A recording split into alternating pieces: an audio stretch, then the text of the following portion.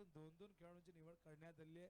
हे 2-2 खेळाडू कोण असणार आहे आपल्याला जशी स्पर्धा सुरू होईल ही सगळी माहिती आपल्यापर्यंत जरूर पोहोचवली जाईल. उद्घाटन सोहळा त्या ठिकाणी सुरू आहे. कुठल्याही शुभ कार्याची सुरुवात आपण देवाच्या प्रार्थनेने करत असतो आणि सर्वात आधी आपण गणपती बाप्पाचं पूजन करतो. या खेळपट्टीचं पूजन आपण करतो. ही खेळपट्टी क्रिकेटमध्ये जिला अनन्य साधारण महत्त्व आहे, जसं आकाशात चंद्र सूर्य ताऱ्यांना महत्त्व आहे तसंच क्रिकेटच्या मैदानावरती या खेळपट्टीला तितकंच महत्त्व आपण बघत असतो. खेळपट्टी नसेल तर मग खेळणं फार कठीण होतं. आपण बघत असतो की पूर्वीचा काळ वेगळा होता. पूर्वी कुठेतरी शेतामध्ये थोडंफार सारवलं लेवल केली की होऊन जायचं, पण आताच्या खेळपट्ट्या आपण बघतो की स्पोर्टिंग विकेट बघायला मिळतात. टॉस राष्ट्रगीत राष्ट्रगीताला आपण मानवंदना देऊया. आमची डीजे करण रेडी आहे राष्ट्रगीत. तर या आपण सगळेजण उभं राहूया. डोक्यावरच्या कॅप रिमूव्ह करूया. चेहऱ्यावरचा गॉगल रिमूव्ह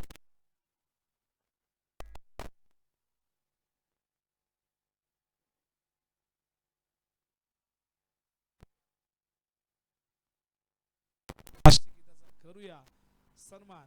सगळ्यांनी उभं राहायचं. कोणालाही विनंती मी अजिबात करणार नाही, कारण की सन्मान करणं हे आपल्या प्रत्येक देशवासियाचं ते कर्तव्य आहे. त्यामुळे प्रत्येकाने उभं राहायचंय. त्या जागेवरती आपण बसलेल्या सगळ्यांनी उभं राहा. एक साथ विश्राम, एक साथ सावधान. राष्ट्रगीत शुरू करेंगे. शुरू कर. जन गण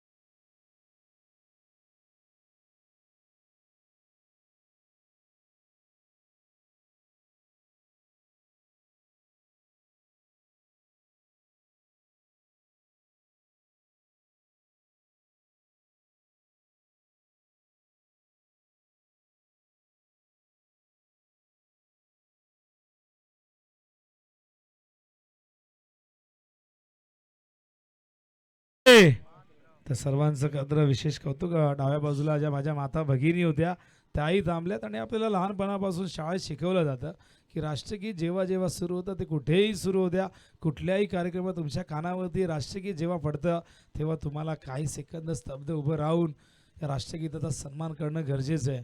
फक्त आमचे मंडपवाले ते थांबले नाही, कारण त्यांना प्रचंड घाई होती. बऱ्याच जणांना खरं तर या गोष्टीचं गांभीर्य नाही, हरकत नाही, पण सगळ्यांनी या ठिकाणी खूप सुंदर पद्धतीने राष्ट्रगीताला मानवंदना दिलेली आहे. त्यानंतर आपण टॉसची प्रक्रिया पूर्ण करणार आहोत.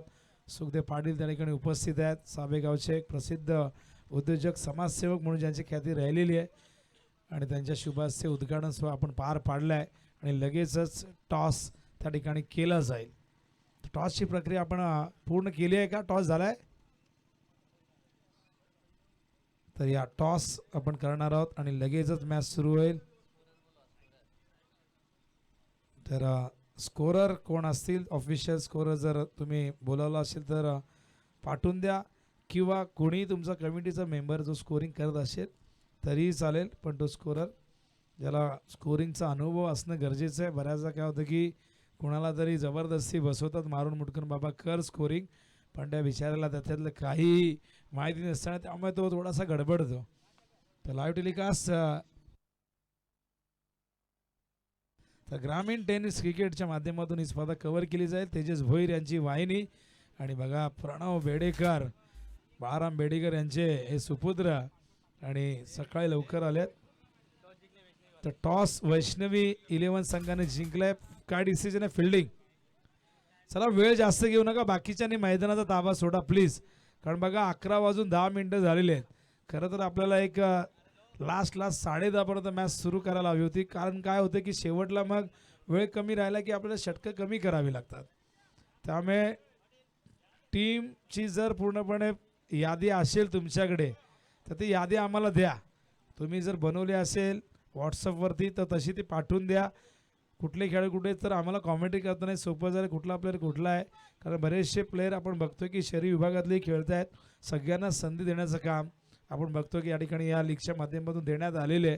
कारण की आपण नेहमी ग्रामीणच्या फॉर्मॅटमध्ये सगळ्या ग्रामीण खेळाडूंना खेळताना बघत असतो, पण या लीगच्या माध्यमातून दिवा, दातिवली या विभागातले जे काही शहरी खेळाडू जे आपले मित्र आहेत, जे खुल्या गटात क्रिकेट खेळत असतात, ओपन क्रिकेट खेळत असतात, त्यांना या लीगच्या माध्यमातून खेळण्याची ती संधी आयोजकांनी दिलेली आहे. त्यामुळे ग्रामीण शहरी हे सगळे खेळाडू यांचं मिश्रण करण्यात आलेलं आहे आणि प्रत्येक संघ कसा एक वेल बॅलन्स संघ बनेल यासाठी सगळ्यांनी त्याची काळजी घेतलेली आहे. कदाचित या चिठ्ठ्या उडवल्या असतील, बेस्ट बॉलर बॅट्समन ऑक्शन पद्धतीने हे सगळ्या ठिकाणी आपण बघितलं तर निवड प्रक्रिया या ठिकाणी झाली होती आणि त्यामुळे प्रत्येक संघ मालकाने आपापल्या आवडीचा खेळाडू निवडलेले आहे आणि त्यामुळे आता संघ नायकाने दाखवलेला विश्वास, त्या विश्वासाला सार्थकी लावण्याचं काम या ठिकाणी सगळे खेळाडू करण्यासाठी तयार झालेले आहेत. बघा सुभाष वैती या ठिकाणी आलेले आहेत, मला वाटतं इन ॲक्शनमध्ये असतील. आणि सुभाष वैती सध्या फेसबुकला त्यांचे काही रील्स आम्हाला बघायला मिळत नाही. सुभाष काय झालं, खूप सुंदर तुझे रील्स येत होते, आनंद तू घेत होता.